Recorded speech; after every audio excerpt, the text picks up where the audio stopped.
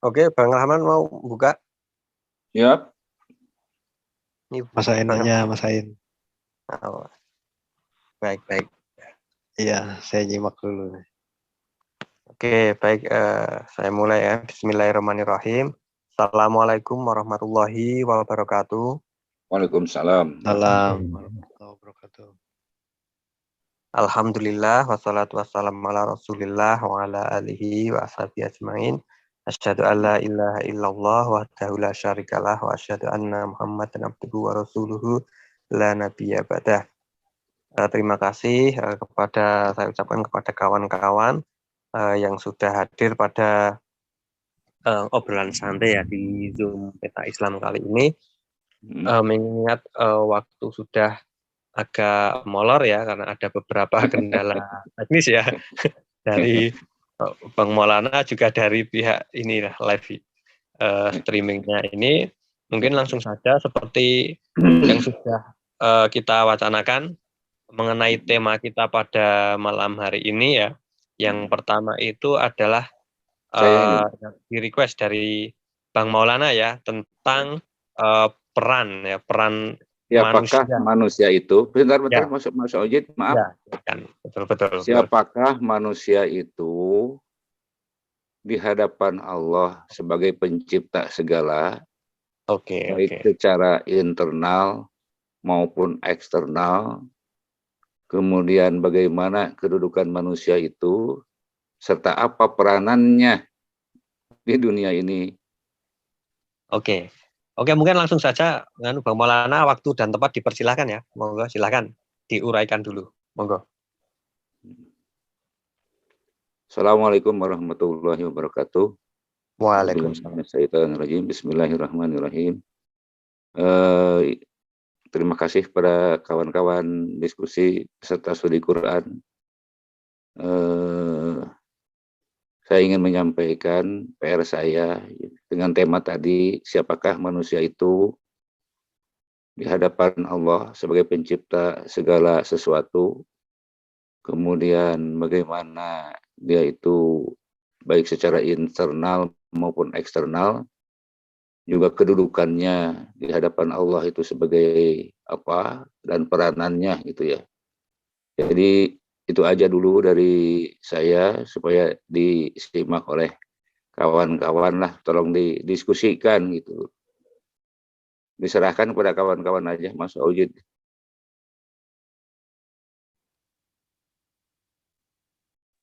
Halo.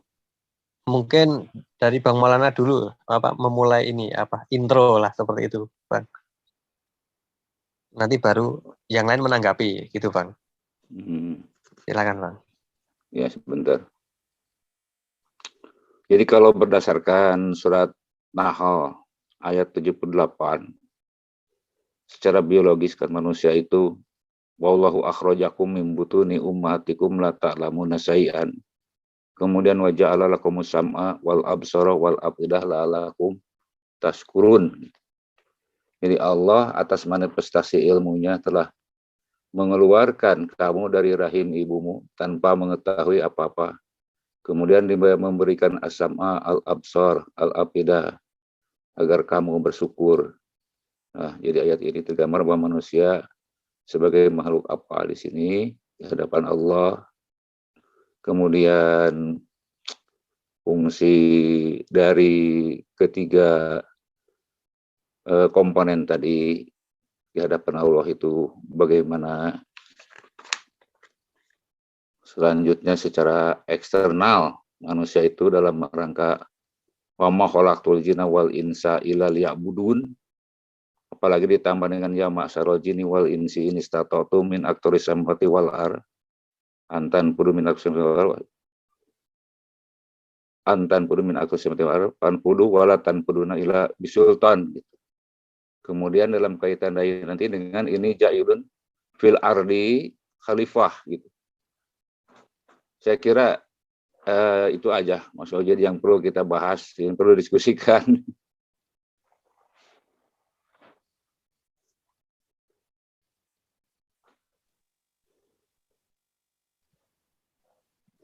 Baik, mungkin ada yang mau menambahkan mungkin dari Mungkin Bang Rasional, ada tanggapan Bang Rasional? Menyampaikan apa yang disampaikan Bang Maulana tadi. Halo Bang Rasional? Mungkin yang lain dulu. Saya belakangan. Silakan. Oh ya. Mungkin dari Bang Opo. Ada tanggapan Bang Opo?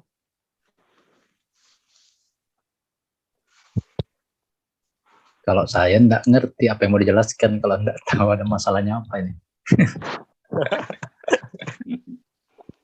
Jadi yang Temanya, membuka. siapakah manusia itu sebenarnya di hadapan Allah sebagai pencipta segala. Kedua kedudukannya di hadapan Allah sebagai apa, baik secara internal maupun eksternal. Ketiga, peranannya manusia itu di dunia ini di hadapan Allah.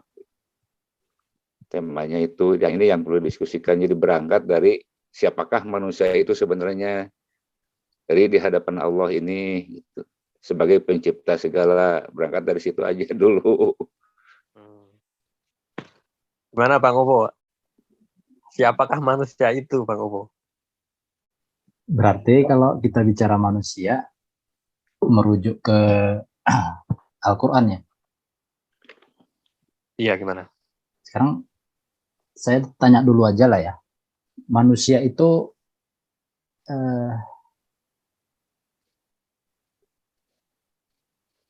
bedanya dengan mukmin apa? Ini tanya ke semua atau ke Bang Ya, ke Maulana? semua. Karena kita harus berangkat dari persoalan kan ini. Kalau langsung jawaban kan tidak duduk dia. Jadi ketika kita bicara manusia itu harus dibedakan dulu kan. Manusia itu bedanya dengan mukmin apa? Ya siapa yang mau jawab aja gitu. Wah, bagi saya berat ini. Monggo yang lain silakan yang sudah punya jawaban. Bang Rahman, ayo. Manusia secara biologi dibedakan dengan hewan karena mempunyai 3 komponen as-sam'a, al-absar, dan wal-afida. Kalau mukmin adalah manusia yang sudah merevolusikan diri, hidup atas pilihan ilmu, begitu Pak.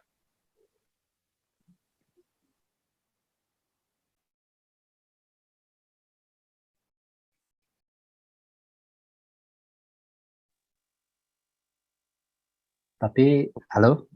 Ya, silakan ditanggapi Bang Opo, langsung saja. Tapi manusia kan malah bisa melebihi hewan kan kalau tidak memfungsikan itu.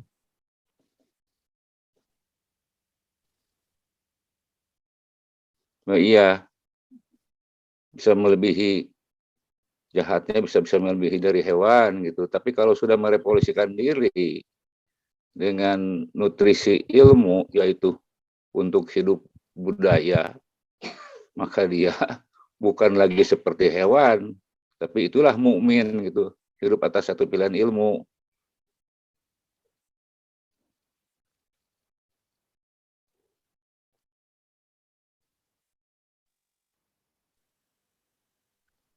Karena kalau saya memahami manusia itu kan pada dasarnya kan kembali kepada surat Al-Asr ya. Innal insana lafi khusr.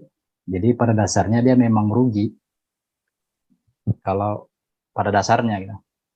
Kecuali, makanya saya bedakan tadi kan manusia dengan mukmin. Kecuali mukmin itu adalah illalladzina amanu wa amilus sholihat dan seterusnya kan. Watawassaw bil haq watawassaw bisob. Jadi yang membedakan manusia dengan mukmin atau yang beriman yaitu yang beramal saleh yaitu tadi watawassaw bil haq. Jadi di sini yang ditekankan adalah pada al-haqnya itu. Saling tausiah berdasarkan al-haq dan saling terhadap tausiah itu konsisten gitu. Watawasobi sober konsisten. Jadi konsisten terhadap al-haq, bukan konsisten terhadap al-batil gitu. Nah, itu perbedaannya. Jadi pada dasarnya manusia itu ya hidup dalam, kalau Pak Isa menerjemahkan hidup dalam delta kerugian kan ini. Ya kan? Innal insana lafi khusr. Tapi kalau kita usut berdasarkan akar kata insan itu akar katanya apa itu? Ada yang tahu nggak?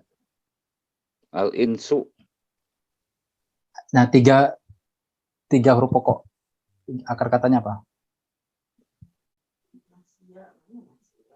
Nasia. Nasia, lupa ya. Al- Alif bisa nun dari sin. Alif nun al-insu, sin. Alif nun sin kan? Insan. Nah, al-insan itu kan alif nun sin. Akar katanya kan.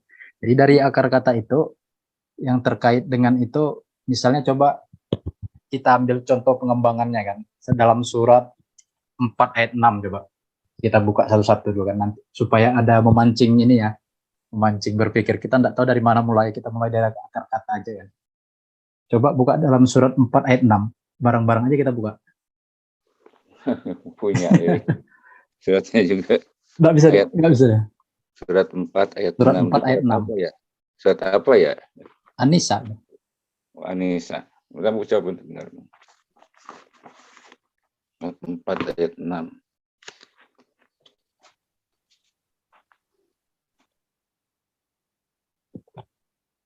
Wabtalul yatama hatta iza. Siapa yang buka itu? Nih, saya share screen. Oh iya, nah buka aja. Ya. Itu. Nah, jadi di situ ada kata apa itu? Fa'in anastum. Anastum. Fa'in anastum. Kan ada Pak Adib di situ ya? Pak Adib Mana? ada di situ. Pak Adib ada kan hari ini? Wabtalul yatama hatta idza balagun nikah fa in Ya. anastum minhum rusdan. Ya. Jadi pada kata anastum itu, pada kata anastum itu kan diterjemahkan pendapat ya.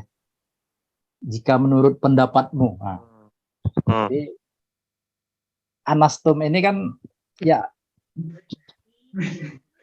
Halo? Ya, ya. Ini kan akar kata insan tadi nih. Alif nun sin kan? Nah, jadi kalau di sini kita lihat, yaitu seperti yang kita bicarakan kemarin sama Pak siapa ya, sama Bang Abdul ya kemarin ya. Iya. Disinilah dibutuhkan, kalau menurut pendapatmu dia itu sudah si yatim tadi ya, si yatim tadi telah ya lurus lah gitu kan, rusdan, telah lempang gitu kan. Tadinya bengkok kan, setelah lempang, maksudnya berakal sehat lah, kira-kira gitu orang sekarang bilang kan. Nah, baru dia suruh diberikan ya hartanya ya. Jadi saya mau menekankan sini pada fa'in anastumnya gitu. Jadi di sini dikembalikan lagi kepada pendapat manusianya di situ. Jadi apa? Lihat sikon ya.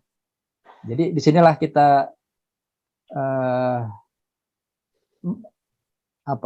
dikembalikan untuk melihat kapan yatim tadi itu diberikan hartanya. Anak yatim dia. Dalam pengasuhan, ini kan konteksnya dalam pengasuhan kan. Diuji. Anak yatim itu diuji hingga sampai dia nikah. Biologis dan budaya kan. Nah, jadi fa'in anastum, dan jika kamu berpendapat kan itu kan. Nah, berpendapat. Jadi disinilah manusia itu diberi apa namanya? Diberi apa ya? Boleh gitu subjektif, asalkan subjektif yang benar gitu. Kan orang berpikir subjektif itu kan selalu ini ya, selalu negatif. salah kan gitu. Hah? Selalu negatif. Subjektif itu, inilah jadi insan ini kan subjektif sebenarnya kan. Ada subjektivisme di situ. Nah, disinilah subjektif ini pada situasi tertentu yang seperti ini dibolehkan. Tapi tolok ukurnya harus dan ya. Orang itu udah anak yatim tadi itu udah lempeng gitu. Kan ada lawan katanya goyi ya. Terus dominal goyi. Sebaliknya bengkok. Jadi kalau melihat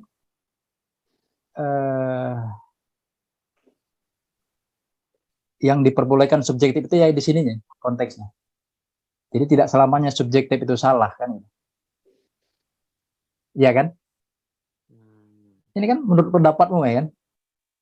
Dianggap layak ya, dianggap anak itu dianggap layak kan? Anak yatim tadi itu.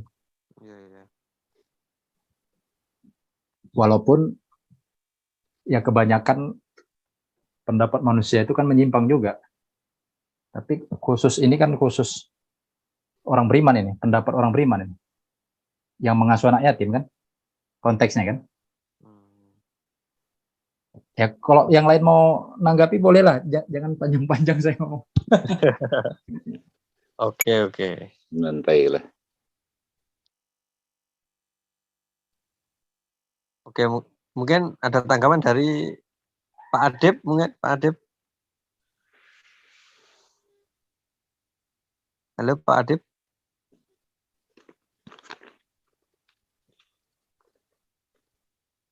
Atau ke Belum. Masih monitor.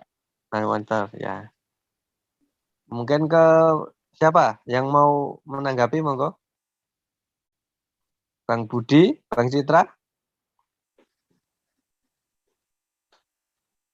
Atau Bang Rahman nih?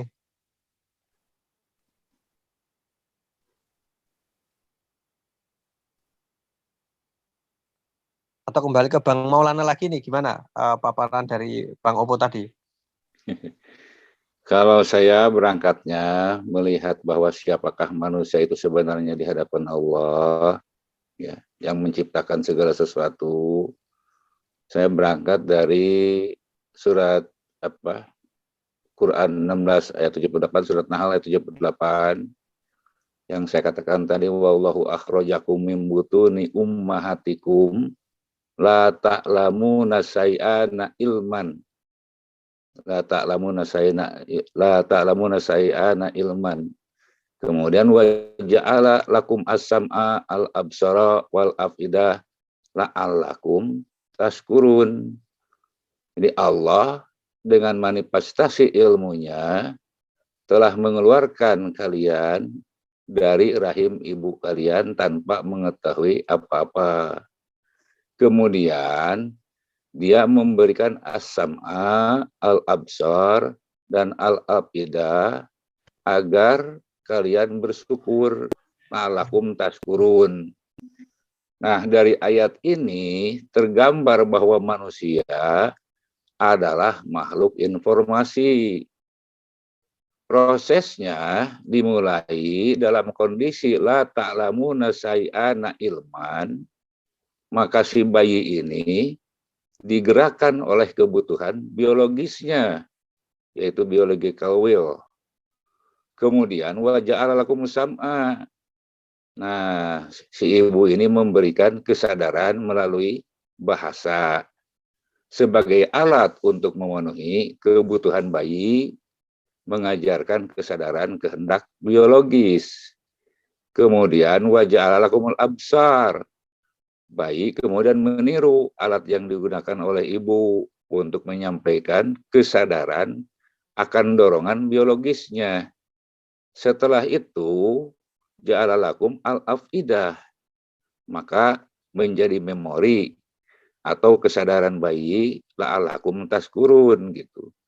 Tetapi apakah manusia sebagai makhluk informasi dengan kemauannya ini menjadi kesadaran itu berakhir sampai di situ untuk menerima nutrisi budaya nanti.